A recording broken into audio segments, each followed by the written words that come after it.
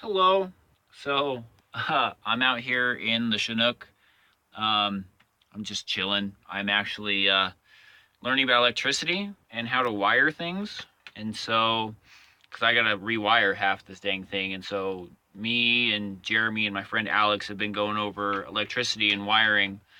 And so, I've got a little bit of tools, some cables and everything. And so, this may not be the safest thing in the world, but I'm sitting here. I have my battery.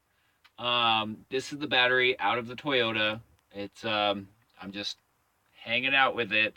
Um, so this is just a simple switch.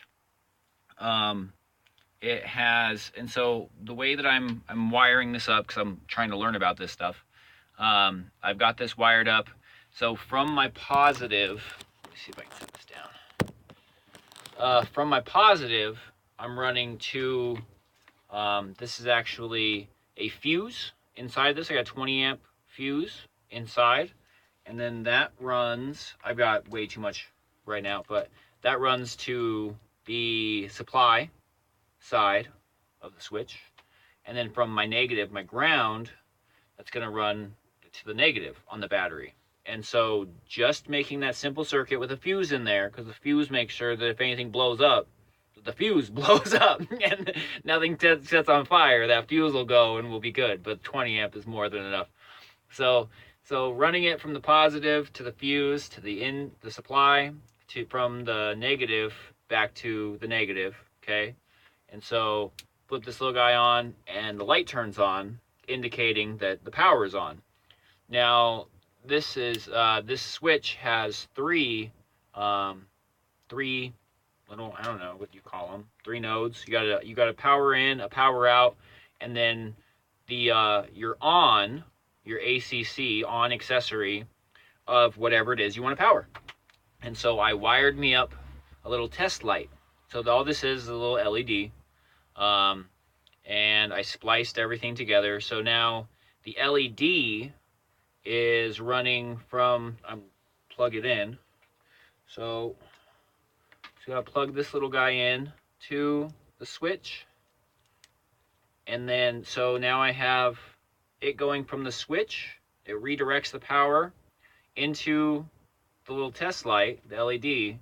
And then the test light has a ground as well that I'm running to the negative on the battery. I'm sure that I could probably just splice into the negative, the ground that I'm already running out of the switch. But for right now, this is the first thing I've ever wired in my life as I'm learning about this. And so now with that plugged in, boom, my little LED works.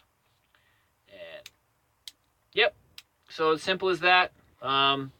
Positive, fuse, supply in, make sure that you're grounded to your negative, whether that be on a car or, to a battery. And then your switch is powering is going to the in on the LED, and then the LED has a ground as well. Booyah! All right, so my first switch, it was a 3-prong, this guy here. Okay, well the next switch that I'm using is only a 2-prong, one in, one out. And so with this guy, all I'm doing is positive, fuse, and then in, and then out. And that leads to my test light. And then that goes back to the negative. So it's just a simple circuit, positive to the positive, and then it just runs through this, and then back to the negative. And so the difference is with this guy, this guy, you have to be pushing it down in order for the electricity to flow. So that's the difference between your 2-prong and your 3-prong. This is actually how I plan on wiring up my windshield washer fluid to spray, is I'm going to be using the switch.